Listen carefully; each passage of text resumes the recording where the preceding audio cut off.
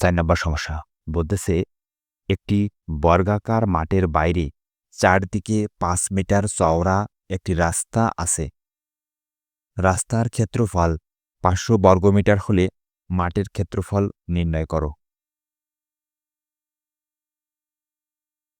তো দেখেন প্রদত্ত তথ্যের আলোকে আমরা এরকম চিত্র তৈরি করে নিলাম।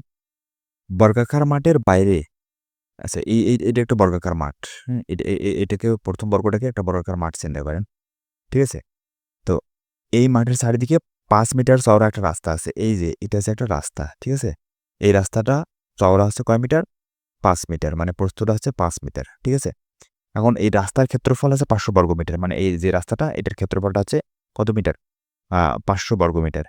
ওকে? এখন মাঠের ক্ষেত্রফল নির্ণয় করো। এই মাঠটার যে ক্ষেত্রফল এটা কত হবে এটা আমাদের বের করতে হবে। চলেন আমরা দেখি কত হয়।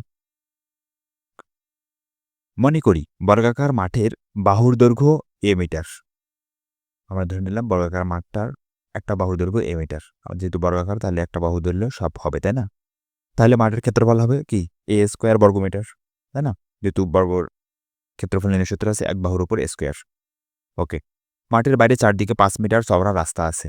তাহলে 5 মিটার চওড়া রাস্তা যদি হয় তাহলে রাস্তা সহ মাঠের দৈর্ঘ্য কত হচ্ছে? a যোগ 5 যোগ 5। হ্যাঁ, বর্গটা যেহেতু দুই পাশে হবে মানে কি বলে দৈর্ঘ্যটা ২ দিকে হয়, তাই না? এজন্য ৫ যোগ ৫। তাহলে রাস্তা সহ মাঠের দৈর্ঘ্য হচ্ছে a, রাস্তার দৈর্ঘ্য হচ্ছে আ মা মাঠের দৈর্ঘ্য হচ্ছে a আর রাস্তার দৈর্ঘ্য হচ্ছে এই পাশে ৫, এই পাশে ৫। অথবা এদিক দিয়ে যদি চিন্তা করেন এই পাশে ৫, এই পাশে ৫ বা এই পাশে ৫। তাহলে কত হলো? এইজন্য ৫ যোগ ৫। ঠিক আছে? তাহলে a যোগ ১০ মিটার। ঠিক আছে? এই ৫ আর ৫ যোগ করলে ১০। তার মানে রাস্তা সহ মাঠের ক্ষেত্রফল আছে কত? a যোগ ১০ তারপরে অল স্কয়ার বর্গমিটার। যেহেতু ২ টাই বর্গাকার। রাস্তার সহ মাঠটাও বর্গাকার, আবার রাস্তা সহ মাঠটাও ওইটাও বর্গাকার। এজন্য এর ক্ষেত্রফল হচ্ছে এক বাহু স্কয়ার। তাহলে a যোগ ১০ তারপরে স্কয়ার বর্গমিটার। ওকে। এবার আমাদের প্রশ্নে দেওয়া আছে রাস্তার ক্ষেত্রফল ৫০০ বর্গমিটার। রাস্তার ক্ষেত্রফলটা ৫০০ বর্গমিটার। তো আমরা এতক্ষণ কি বের করলাম বলেন তো? আমরা দেখেন রাস্তার ক্ষেত্রফল সমান আমরা এতক্ষণ শুধু রাস্তাসহ মাঠের ক্ষেত্রফল বের করলাম a প্লাস ১০ তারপরে স্কয়ার মাইনাস মাঠের ক্ষেত্রফল বের করলাম a স্কয়ার। ঠিক আছে? তো এইটা থেকে আমরা এখন বের করতে পারি। তাহলে রাস্তাসহ মাঠের ক্ষেত্রফল আছে কত? a plus ১০ square. তাহলে a প্লাস ১০ স্কয়ার মাইনাস মাঠের ক্ষেত্রফল a স্কয়ার। তাহলে a স্কয়ার। ঠিক আছে?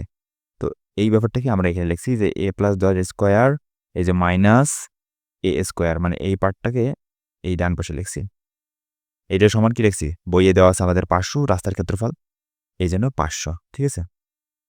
আমরা যদি রাস্তাসহ মাঠের ক্ষেত্রফল থেকে শুধু মাঠের ক্ষেত্রফলটা বাদ দেই তাহলে কি পাবো? এই যে রাস্তার ক্ষেত্রফলটা পাবো। ওকে? তো এইজন্য আমরা মাঠের ক্ষেত্রে মানে বর্গাকার মাঠের একটা বাহুর দৈর্ঘ্য a ধরে যেই জিনিসগুলো পাইলাম ওইটা থেকে ওই যে রাস্তার ক্ষেত্রফল এবং মাঠের ক্ষেত্রফল পাইলাম। তো এটা থেকে রাস্তাসহ মাঠের ক্ষেত্রফল থেকে শুধু মাঠের ক্ষেত্রফলটা বিয়োগ করে দিলাম। তাহলে এটা হলো আমাদের রাস্তার ক্ষেত্রফল আর বইয়ে দেওয়া আছে রাস্তার ক্ষেত্রফল ৫০০ সে ৫০০ দুইটাই সমান। ঠিক আছে? এখন এই অংশটাকে আমরা a plus b all square সূত্রে প্রয়োগ করতে পারি। তাহলে a স্কয়ার প্লাস 2ab এখানে 2 সূত্রে 2 a মানে হচ্ছে a আর b মানে হচ্ছে ১০। তাহলে দুইটা গুণ করলে কি হবে? ১০ দুগুণে ২০ a, তাই না? এই যে ২০ এ সরাসরি লিখছি। তারপরে প্লাস b স্কয়ার b মানে হচ্ছে এখানে ১০ তাহলে ১০ এর উপরে স্কয়ার করলে ১০০ তাহলে ১০০ মাইনাস a স্কয়ার সমান হচ্ছে ৫০০। ওকে। এবার এই প্লাস a স্কয়ার আর এই মাইনাস a স্কয়ার কাটা।